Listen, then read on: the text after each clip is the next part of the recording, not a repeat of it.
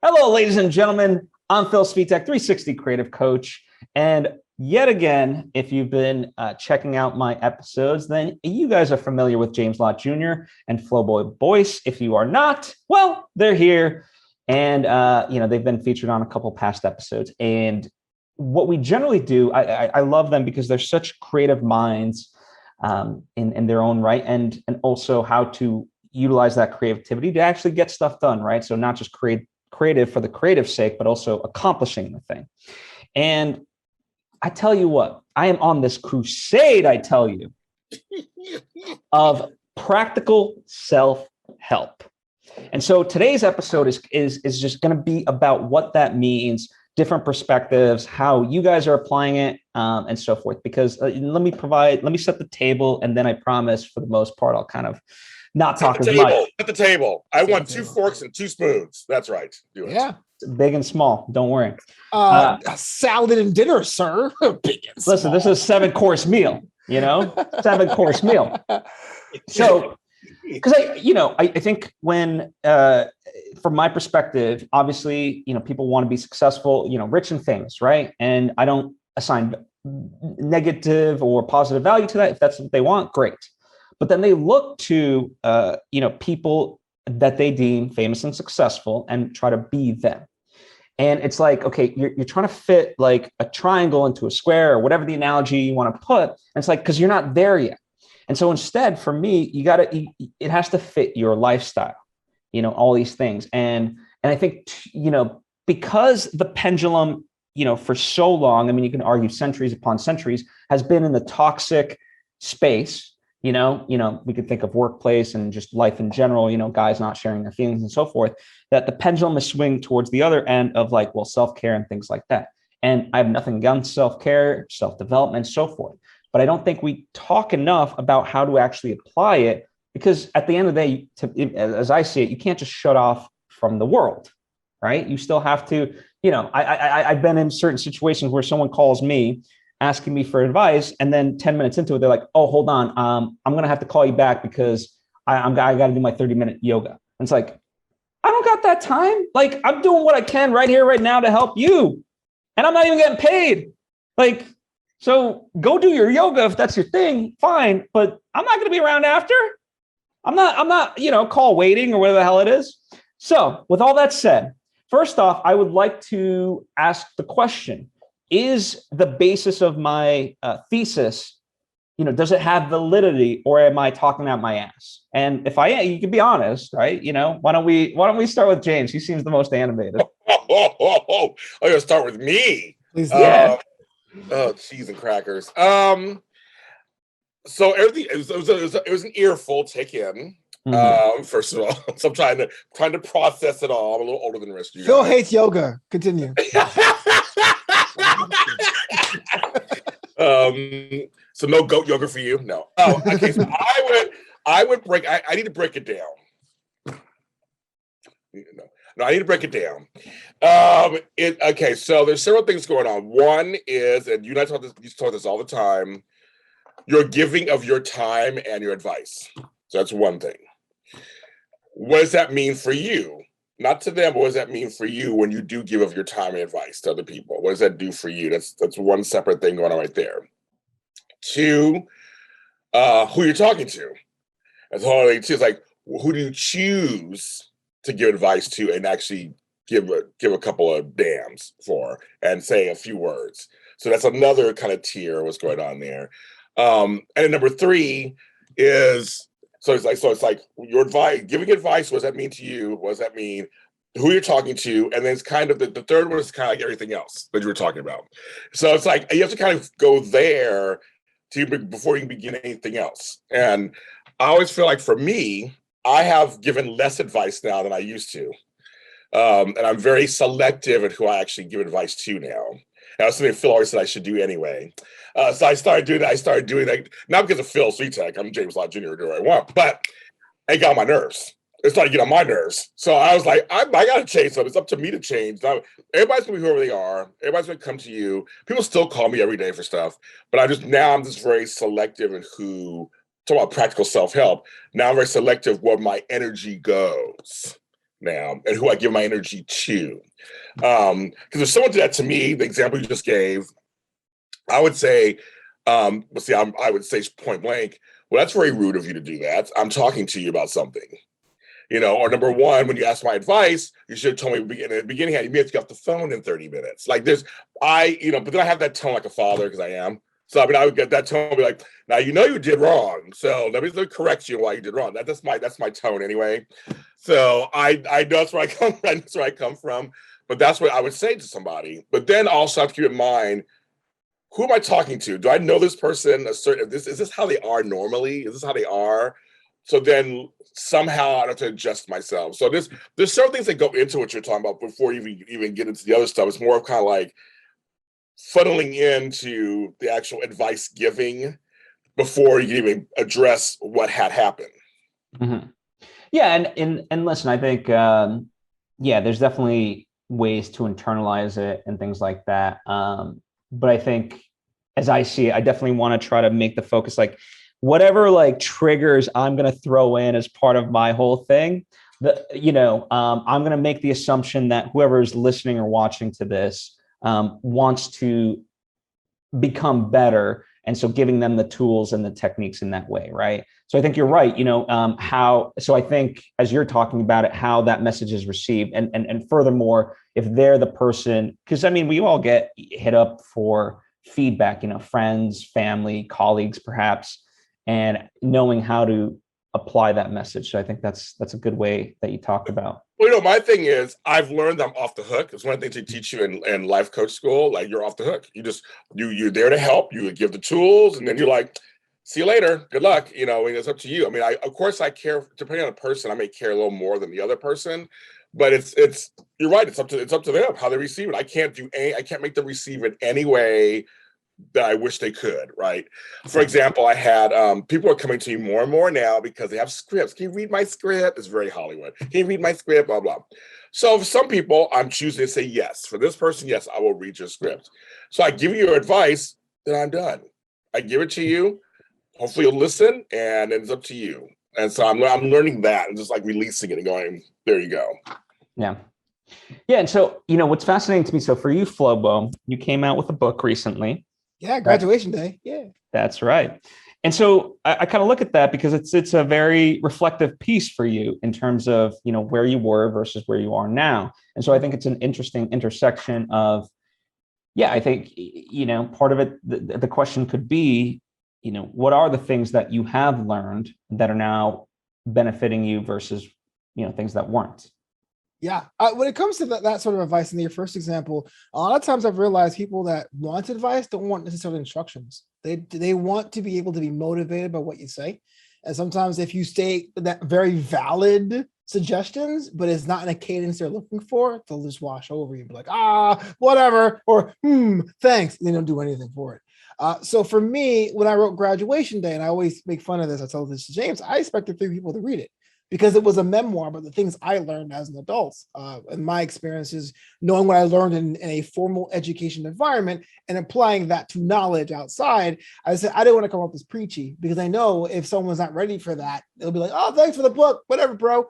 But what I've noticed about that, though, is that even though my story is very specific, there is a little bit of parallels with those that have tried something and failed, or went on it off a leap, or something they always wanted to do and went for it. These were just universal themes.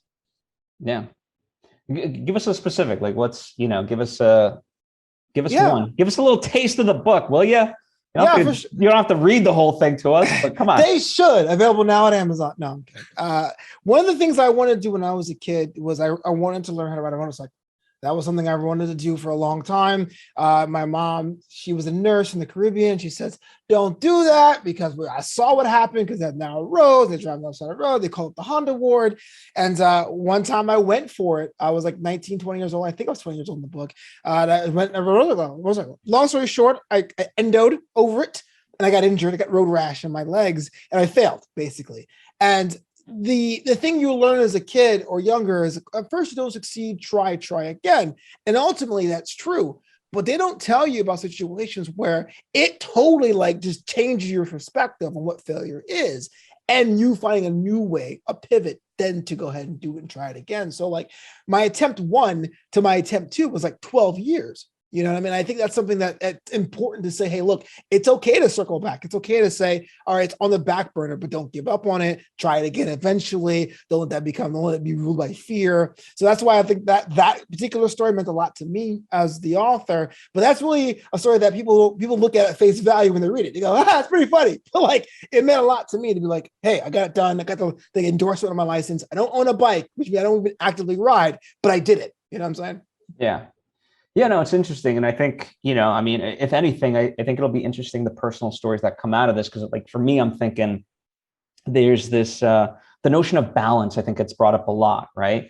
And it's like, to me, balance is more of a feeling thing and an overall thing versus like breaking down your day of like, okay, did I do 2 hours of meditation today? Did I get enough sleep today?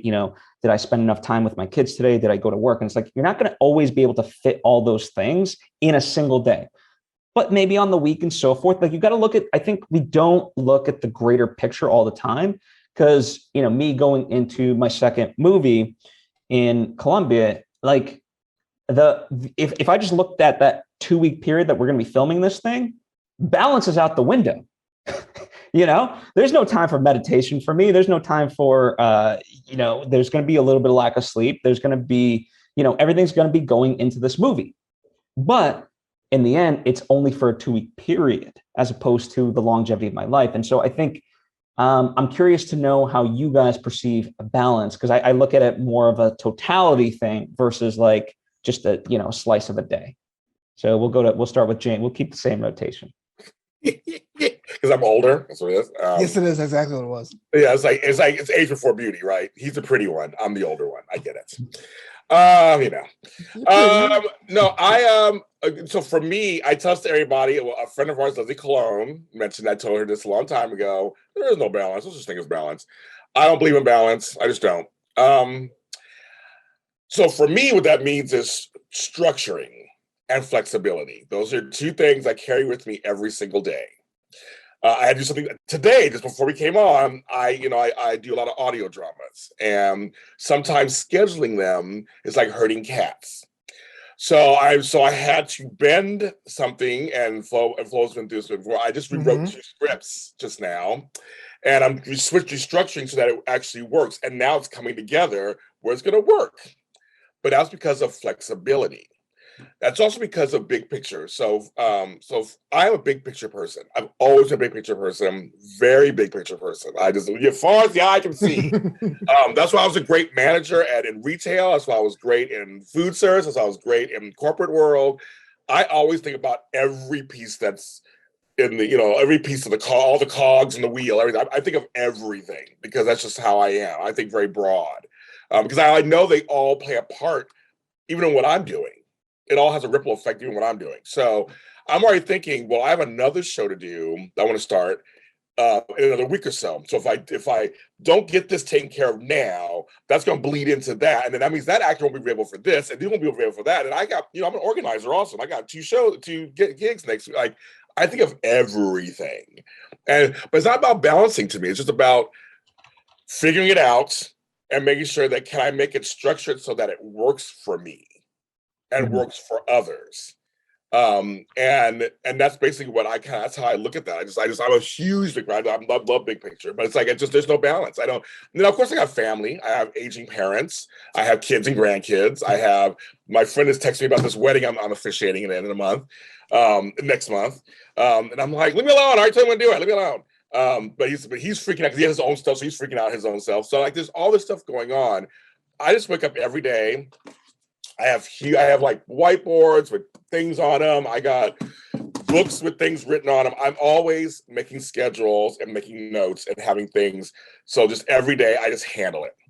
And that's kind of how I walk through life. And, when I was at our former place that we all were at, I was doing 10,000 shows, as you know, I just had it all organized. I just had it all, it's just structured. It's all about structure and flexibility for me. Well, it's interesting that you say that, and definitely want to kind of go back to that a little bit later, but I do want to go to Flobo, but the idea that flexibility and structure are not diametrically opposed. They work actually in unison, as opposed to, yeah, no, I'm just free flowing, man. It's all good. Versus like just being this militant structure guy, and God forbid, all of a sudden, okay, you got the 6-year plan, boom, pandemic hits. Now what, motherfucker? I'll tell you something, Flobo, wrong person. Well, Tell me. I'll tell you too, but Phil Svitek. The other day, my power went out. I had a thing set up. I got all the actors together. We're gonna get there. My power went out. Well, I can't do SHIT when I have no power. And so, but I had to be flexible about that and go, okay, well, it could happen now. Let's figure out what, but because my schedule was structured a certain way, I could plug in, okay, well, I'm free this time. We made it work. Actually, we recorded it the other night or whatever. But it's one of those things that sometimes, or I had plumbing issues. And I'm like, I can't do a show right now. Can we do it later today? Yeah. Because I was structured, set up. But the flexibility part is, if I was inflexible, then I couldn't move it around. Yeah. That's the thing. It's like this, like, well, no, I have friends who go on trips. Oh, I'm like, no, I can't go with you. Where the itinerary is it's like 10 minutes, you can take a dump. Everything is structured to the minutes. And you're like, well, what if you go somewhere and you have so much fun, you don't want to leave in 20 minutes? Well, we can't, because throw everything else off and we have a reservation. I'm like, I'm not a fan of that. And I'm an organized person. I'm the super organized. I'm an organized person, but I love flexibility. I think there's a place for it when it comes to structure and organization. Awesome. Yeah, no, I absolutely love that. Flobo. Kind of in the same boat. I don't think there's a balance either. I like to think of my days as, because I'm visual in that way, like pie charts. You get the same amount of hours, and some days can have more fitness focus. You could do more admin stuff. You could do more look for structured jobs, but ultimately it has a balance over time. If you take a step back and look at your calendar month, you go, okay, I worked out 4 days a week because the time wasn't there. But I got this project done. Because frankly, how do you fit in a novel into a normal day? I'm not a professional writer in that way. I'm not like a writer like Stephen King. Right? All I do is that. I mean, to be fair, I don't know any writers that fit in a novel in a day either. I'm click-clacking away. King. I woke up this morning and I wrote it. Yeah, he probably did, man. He has like so many pseudonyms or whatever. But you know what I'm saying? But the James was saying, like, there is a structure in that. I get up around 6:20 every morning. I go to bed at midnight every night. That's the structure. And my lunch is between 11 and 1. And I try to do my morning run in there, but everything else, you got to give yourself a little bit of flexibility. We do a show, and after the show, a guest wants to talk. Yeah, you got to put that in there, because human relationships and connections is as important as getting things done sometimes. So yeah, you got to give yourself a little bit of leeway as well. But I'm a pie chart guy. That's why I look at things. I go, hey, today it's Thursday. It's content heavy. I'm not going to do as much working out or laundry, but I know my content production's up for today. Yeah, and I think the part of it is, if anything, that I think screws this up, as far as I see it, is that people look at productivity of maximizing each thing, and I don't think they value enough play, right? So when you talk about, for you, Flobo, having time after an interview with a guest, it's like, well, just put that in, right? Just like put like that I have an hour to just chat with the guest, and you can literally just tap 2 minutes and be like, all right, bye, we're done here, and then have the next 58 minutes to do jack shit, right? And it's like, why is that a wrong thing? Or, in terms of that flexibility, it's like accounted for that if something went wrong, now you have that time. But I think part of the weird thing is in this balance that we try to maximize every minute, because we've been drilled down productivity is like the goal, that we don't take that step back of like, it's okay to have blank spots. Well, Phil, the problem also is if you're a creative, which, I consider myself a creative. So I need that free space and flexibility to create, which part of that means living life. So I actually have material to write songs or write stories or write books. It also means to have the time to write a book or write a song or write a poem. But you know what I mean? I can say, but it's one of those things where it's like, I'm a creative. So I'm also a person who, I think with both sides of my brain. So I'm also I can be very analytical on that too, but also I got to have enough flexibility to go, the sky is blue today, and I want to stare at it for an hour or two in my garden, and then write about it maybe for 20 minutes. I mean, I need to have that in there too, in the middle of this kind of structured day. Like today, I took a nap. I took an hour and a half nap, folks. This today, I just was like, James Lott Jr. is tired and he's gonna lay down. But I worked hard from 6:30 to about 1. I did 20. You know me, I did 100 things, and I said, "See you later, everybody." And I went and laid down. And then I'm now back up and I'm talking. And after this, I have another show after this. I mean, like I don't know. I mean, this you have to be flex. You have to have flexibility. You have to. Yeah, and to that point, it's like unless there was something like truly urgent and pressing, it's like you have to be okay with kind of letting things kind of be. It's like whoever needed you during that hour and a half, they will survive for the most part. And when they connect with you, if they needed to after that hour and a half, they will get a better version of you. So it helps them. Well, back to your practical self-help that you brought in the beginning, I come first. Yeah. It took me years. I come first, bitches. No, it took me a long time to get there, really, because I'm a very helpful person. As you guys know, I like to help everybody and be there if I can. Like, seriously, my phone rings all day long. Everything happens all the time. But for me, I had to realize, and I think after having the Bell's palsy a few years ago, that's one of the things that taught me that. I got to take care of my health. And almost like Flobo said, you get those, I have to go for a walk or be in my garden. And, my gardening helps with dexterity and brain and all that stuff. It's like I have to add myself in there and go, you know what, that person for now, those people can wait till I get back. You're right, Flo. I don't think just wait till I get back. It's not gonna shrivel up and become dust. Nothing's gonna happen to them beforehand. And you're right, and my advice might be better. Okay, it might be worse. I don't know who knows. But it might be better. I mean, or they might even realize, half the time they realize like they can figure it out on their own. It's the best thing you can give them. Right. Like you don't need to come to me every time. Yeah. But but the thing, Phil, about that though, sometimes I understand people. We're kind of herd animals, right? So we have a tendency to want to get next to another animal and just feel like, am I okay? Like, am I okay? Like, so sometimes they'll come to somebody and bounce an idea off. And like folks said earlier, they don't really want the answer or instruction. They just want someone to go, you're actually on the right track, or that sounds decent, or whatever. And just makes them feel better, I guess. I don't know. I feel like I'm getting a lot of those more and more, where it's very much that just want to be next to somebody and go, is that true? Is that okay? Am I crazy? Whatever. And they feel better. So I think that's part of it too, I think. But a lot of times you're right. They can figure it out themselves for the most part, even if you don't answer back. Yeah. Flo, what about you? You take a nap today? I did not. That's not the question. I did not, but I do that regularly.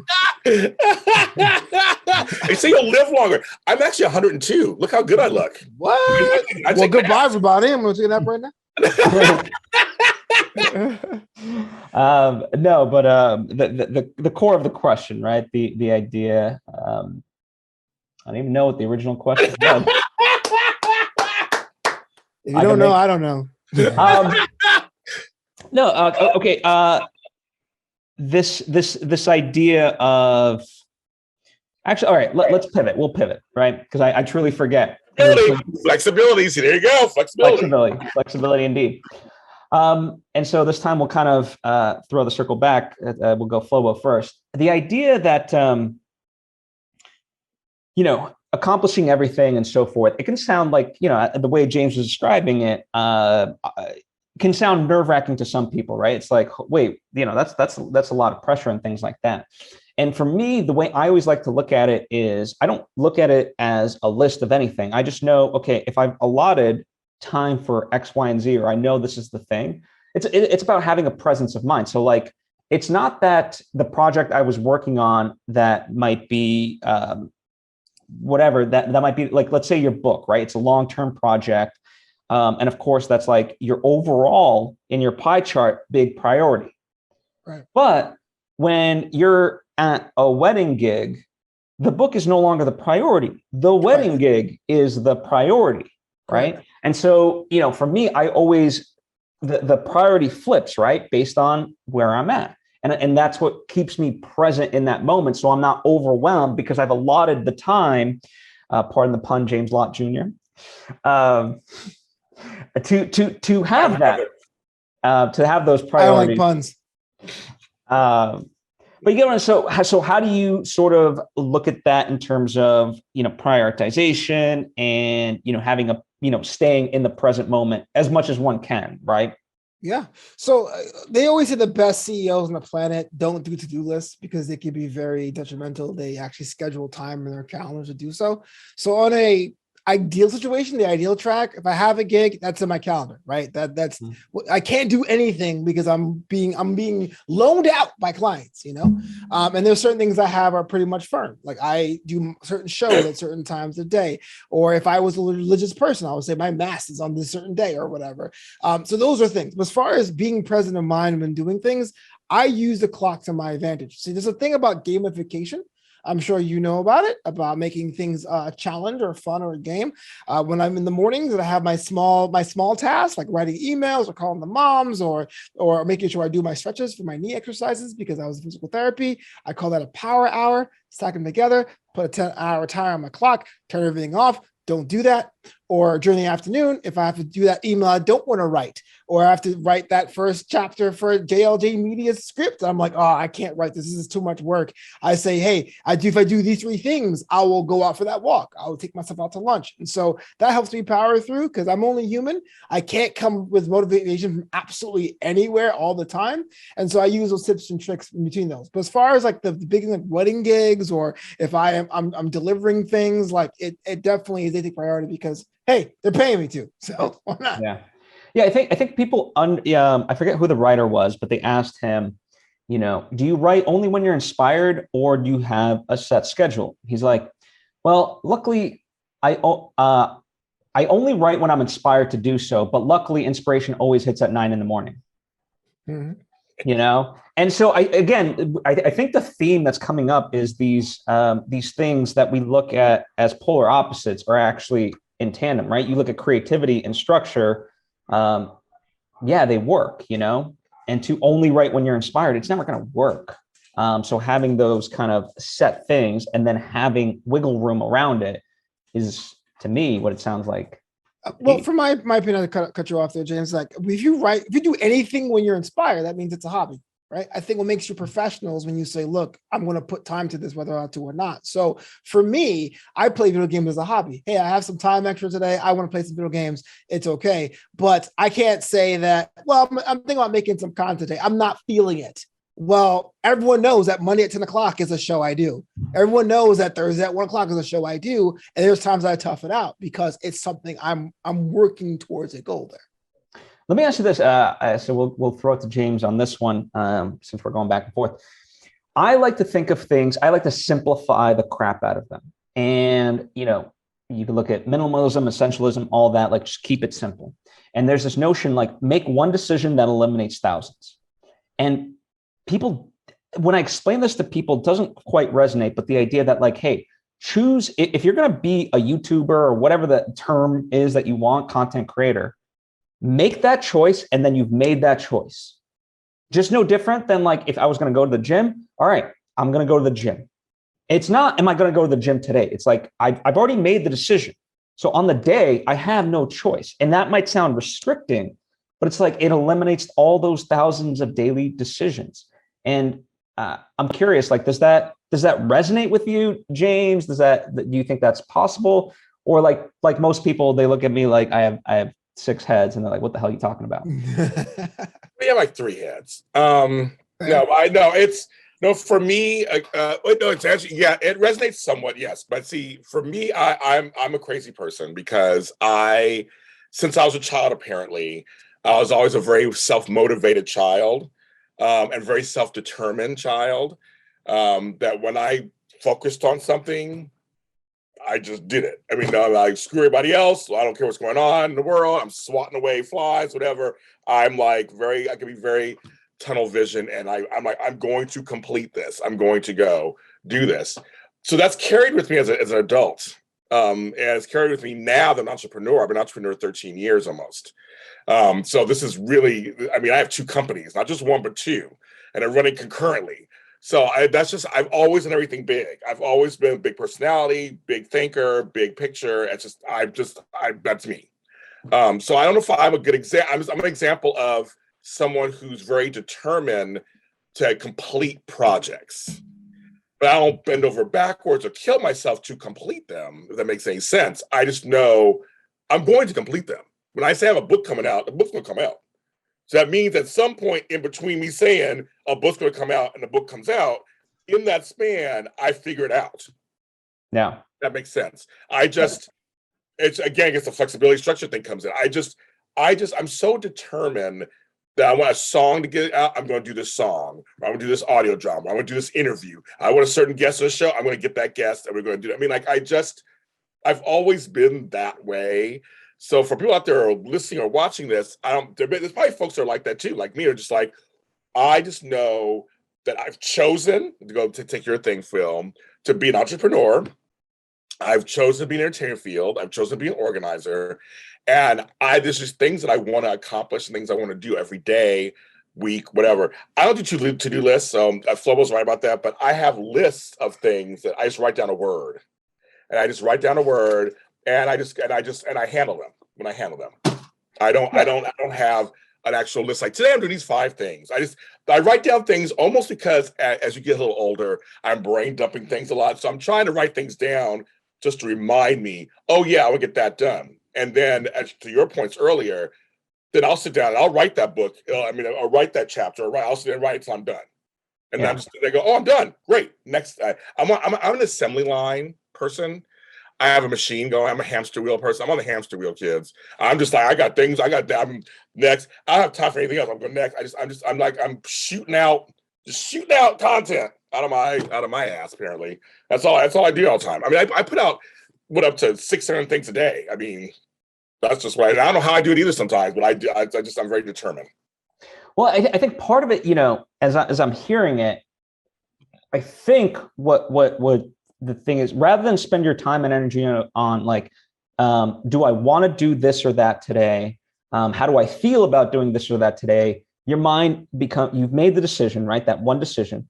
So now the thousands of decisions of every day, dealing with stuff, that energy is spent on, okay, how do I make that happen? What do I want to make happen? And that sort of thing. And it's very simple for me, Phil. Like you said, keep it simple. I get simple too. I'm living uncomplicated.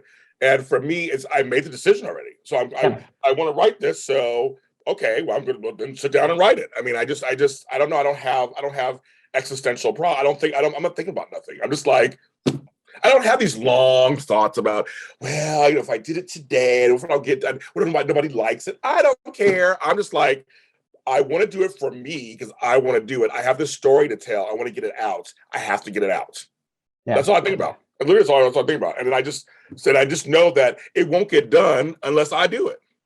And also, too, I think, and I mean this in the spirit of which is intended, like, you also know that at the end of the day, it's much better to do something in spite of any imperfections versus not doing anything at all. It's like that age-old thing. The only way you're going to be perfect is if you don't do anything. So congratulations, right. And I think that's where, like, most people, like, it becomes this mental block where they just prevent themselves, from doing it. But Flobo, yeah, go ahead. My experience is a little different because I struggle with my weight for a long time in my life. And people always ask, how'd you do it? Right? What special pill? There is a special pill. Just, you work out, you eat less. That's kind of what it is. The end, right? But for me, the day-to-day commitment to anything, and this is what I apply to anything I do, is you look at the most hardened criminals on the planet, or at least in this country, because we're a little different prison system. The most hardened criminals in the United States. And they could be in solitary for 23 hours. But what happens in that 24th hour? And is no matter how bad you are, you get an hour for exercise. You get an hour to yourself.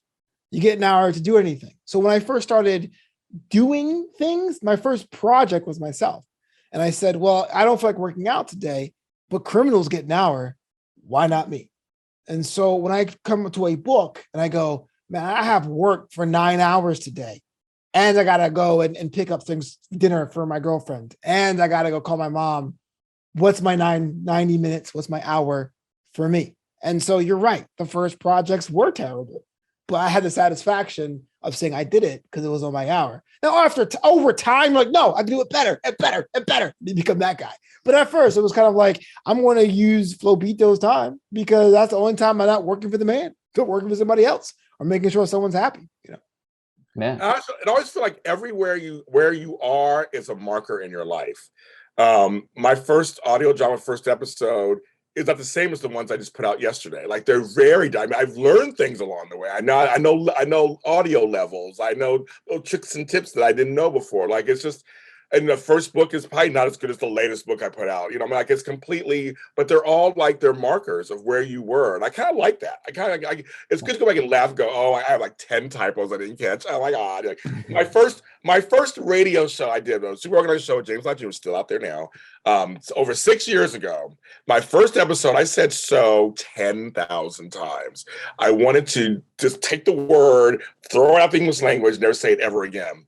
But I learned not to do that anymore. But that was my first time, so I can actually laugh about it and go, yeah. But you know what? I had a show on the radio. And then that's where the flow of satisfaction comes from, where you're like, but you don't have one, but I do. I did it. I realized a dream. A dream was realized. So whether I said so 900,000 times, it doesn't matter. At least I overcame something and accomplished it. So I agree with Flobo on that one too. So I get what you're saying. Yes.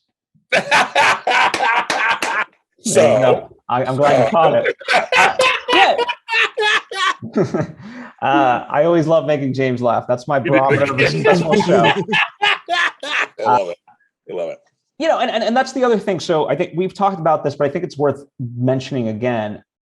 Just the idea we so often just think of things as binary because to me, quantity creates quality.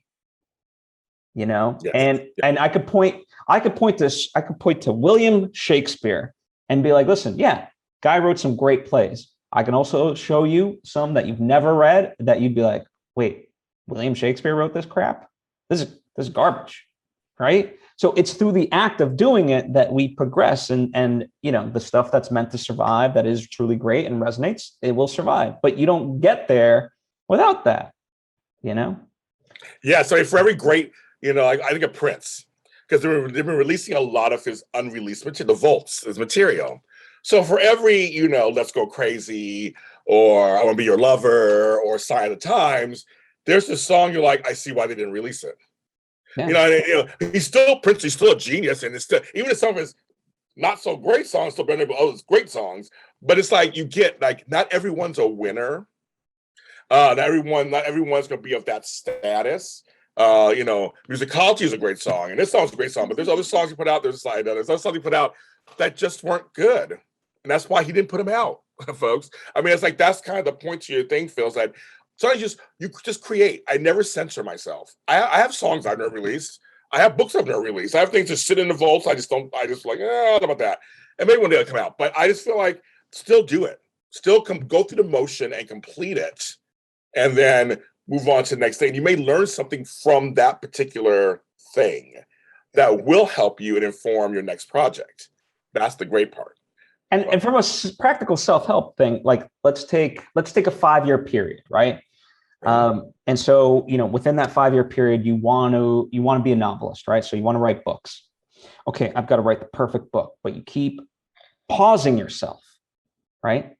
And by the end of it, you barely write that one book and it's not even that great.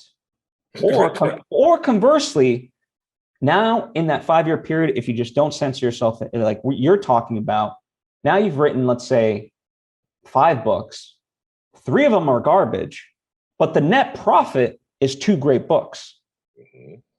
That to me is practical self, like just do it, right? Like stop overcomplicating it.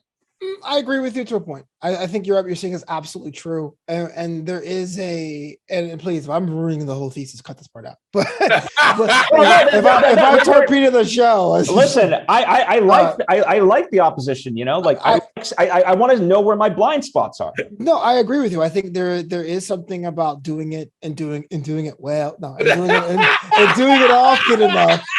Because you get to sharpen your skills, but because we are living, because the United States has always been about working, and we always put our self-worth to our profession. That's why we go to a show and go, "Hey, what do you do?" Because for my dad's generation, guys defined who they were by what they did for a living. Now there's also the pressure to monetize hobbies as quickly as possible. So now there is the fear of not being good, plus, man, this thing has to be done so I can sell it. I have to start a t-shirt company. My book has to be great because who's going to buy it if it sucks?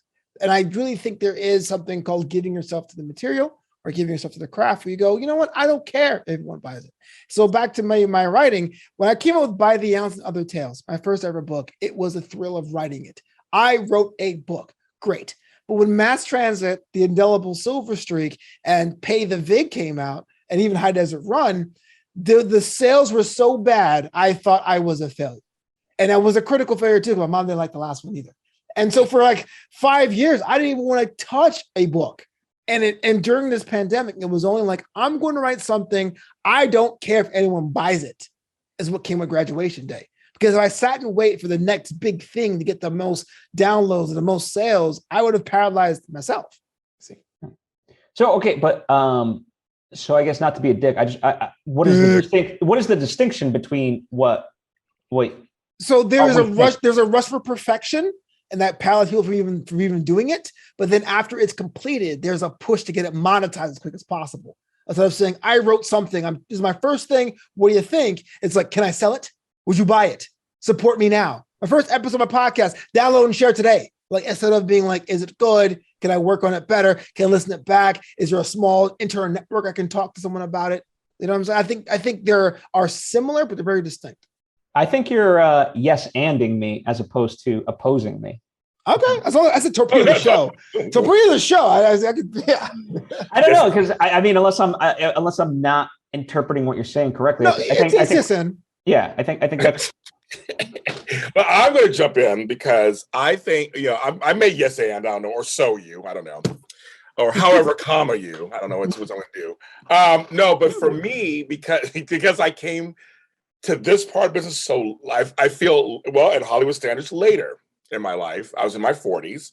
I came with no expectations.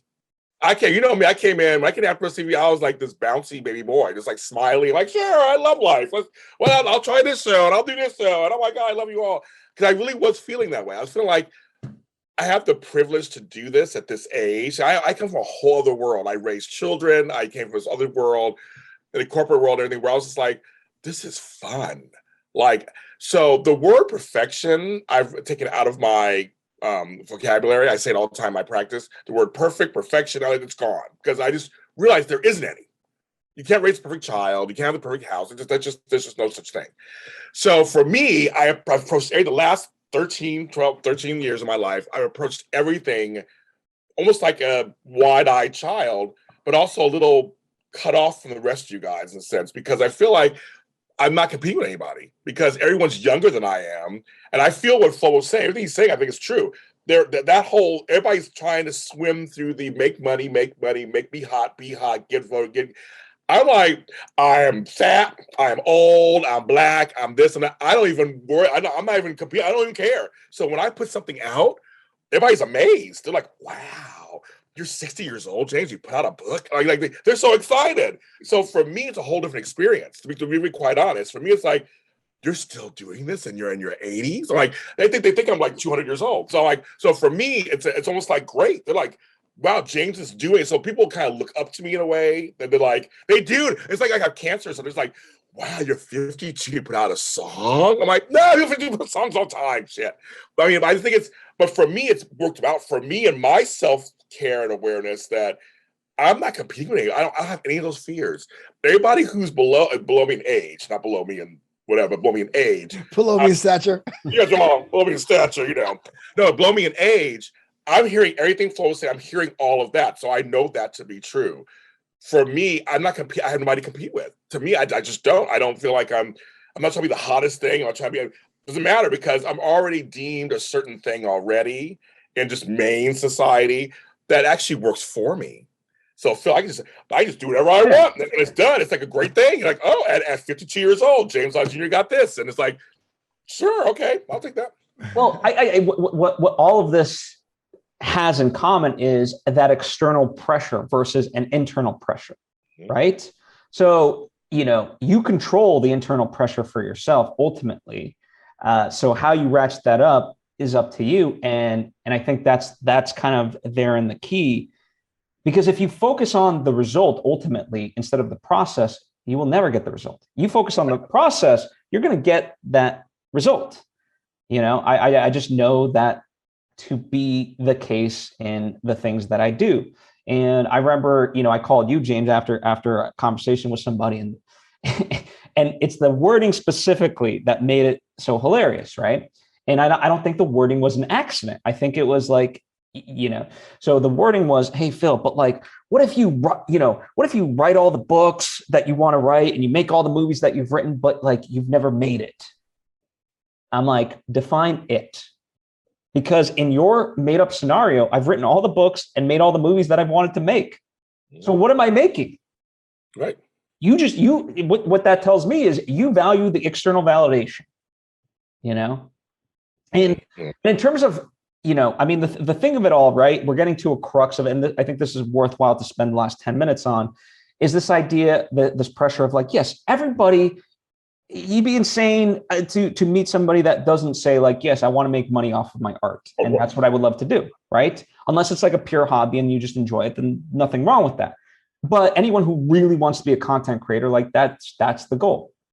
But at the same time, I don't, from my experience, I don't know how to like get there from starting position to that famous ultra rich position. And sure, yes, we can look at people in the TikTok space or other spaces that like have made that leap, but it's generally not a thing. It's a journey and you have to get there. Phil, I'm Black and I'm not rich. I don't have hobbies. I don't know what is that? I don't know what a hobby is. I don't have hobbies. You have hobbies. Come on, you have plenty. You have hobbies. You have money and stuff. You have money. Don't you not garden? I mean, that's my house. That's boo.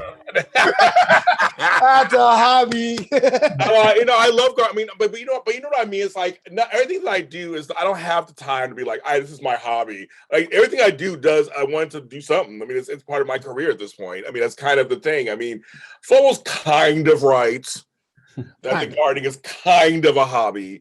But I mean, I don't have the luxury. I don't have the luxury of hobbies. I'm like, I live in Los Angeles and I own a house and I have things. I mean, I'm getting older. I'm trying to make money for my later years. And I'm trying, so everything I do, there's no hobby. Everything I do is because I want to do it. And it's for hopefully money and financial gain on some level.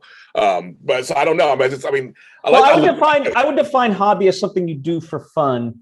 And even if in the end, the purpose is that it rejuvenates you so you can go back to that. I don't see it as different. And just, it could be something that you do like daily with gardening or like, I don't know, once every year. It's that is my broad definition of hobby. I know. I hear people say they have hobbies. I've been on vacation 2 years of the COVID and everything. I mean, I don't have nothing fun going on. I mean, it's all just work.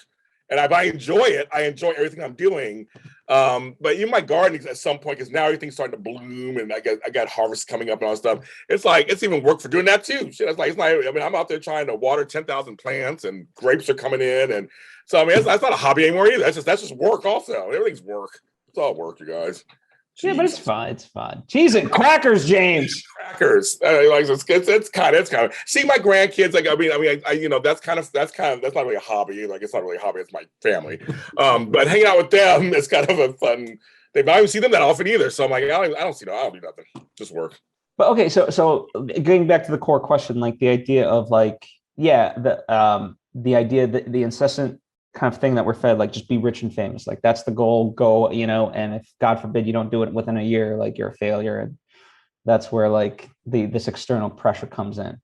Yes. As a person who's gone viral this year and last year. Not with COVID. And not with COVID. You had to go viral with COVID. Or OnlyFans.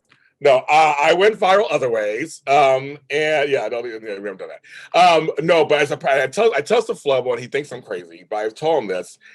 It's weird when when you become famous for something. It's very strange. It's not what you think at all. Like it's a strange place to be when you're recognized on the street for something you did at some point. And from my case, one of the things I did in February for 8 seconds. And then suddenly I'm still getting known for that. It's weird, and they think they know you, or they think they want you to be a certain way because of it. They expect things out of you. So the whole notion of being rich and famous, I don't want to be famous. I just want to be rich. No, I just want enough money to like live and be able to live the rest of my life and keep doing this until I drop dead. That's that's what I've learned from this. I'm like, the famous thing, it's very weird. Very weird. Yeah. How do you, Flobo, how do you approach it? I feel like when it comes to old key performance indicators of success, riches, famous, how happy you are, relationships, it's very easy to move the chains. It's very easy to be like, well, I guess I'm making 95,000. I want 200. I'm making 200. I want 1 million. Or, hey, look, I have 40,000 Instagram followers. I want more. I want more. So I always say, if anyone is on that path, to write down what they think is success and keep that handy. Because I'm pretty sure that if you keep on your path, you'll probably hit that. I saw my old high school yearbook, and they ask questions like, "Hey, what do you want to do when you grow up?" And my thing was, and I kid you not, I laugh at it because how low bar it was. It says, "I want to be a video producer." I produced 10 videos today. Like, it's not. What does that even mean? I am successful. 17-year-old me is already happy because I peaked. But if someone asks me, "Are you successful?" I go, I don't know if I am. So yeah, some money's great, some fame is great, but it can't be the only thing. It can't. Here's funny. When I was 17 years old, there was such thing as a video producer, so I can't aspire to that. I want to produce these stone tablets. That's You guys ever see the meme of like, imagine Michelangelo waking up with his like stone tablet and today I'm going to make some content, and he's chiseling like. That was my life, kid. That was my life. Hey guys, typewriters. Absolutely. Yeah. Typewriters. No, and I think you're absolutely like, I think there's a reassessment of things of what you want, and I think part of it is there needs to be a specificity, right? Someone can say like, James, I really got to make more money this year. Good. James hands him $1 and it's like, all right, here's more money. It's like, that's not what I meant. Well, like, you literally said you want to make more money. I gave you $1. Now you made more money. Like, that was the problem, right? And I think, that is the problem, because there is no specificity. And, even like, I like to pin down people and be like, okay, so you want to be rich and famous. How much money do you think you need? Oh, I just, like if I have like 10 million, maybe 20 million, I'm like, okay, what are you using it for? And I'm not like judging them, right? Like, fine, have your 10, 20 million, but it's like, what is that actually going towards? Right. How much is a mortgage? Like, what kind of house do you want? Like, what kind of cars you got? What are your monthly payments? Really get specific of what your ideal lifestyle is actually costing you versus I just need to make $10 million, So I like to get specific. You are very specific, Phil, but I agree with you, but I'm not. I do agree with you with that. It's like I said, for me, I keep saying I'll make enough money to survive retirement if I retire, or enough that I can live just the rest of my life because I own a home, be able to just continue to have it and be able to get food and whatever else, and buy a hooker. I don't know. I'm going to do it when I'm older. Whatever I have to do later on in life. Just I want enough money to spend money on things. That's exactly. Or buy a weird video game, some pinball machine or something. I want to have money, just enough money for that kind of stuff. Not so much. There's no dollar amounts. I know I'm crazy. There's no dollar amount. There's just no, you're right. You both said it earlier. There's no dollar amount, but I want enough money to spend on myself to have some fun. If I need to have some fun when I get old, I'm be old. Like, what's going on? Shit. Yeah, absolutely. He's in a hooker and a pinball machine. Yeah, it's my future. Who knows? I don't know what's going on like that. Listen, combine the two and you got a fun night. Exactly. That's what I'm thinking. Some pizza. I'm good to go.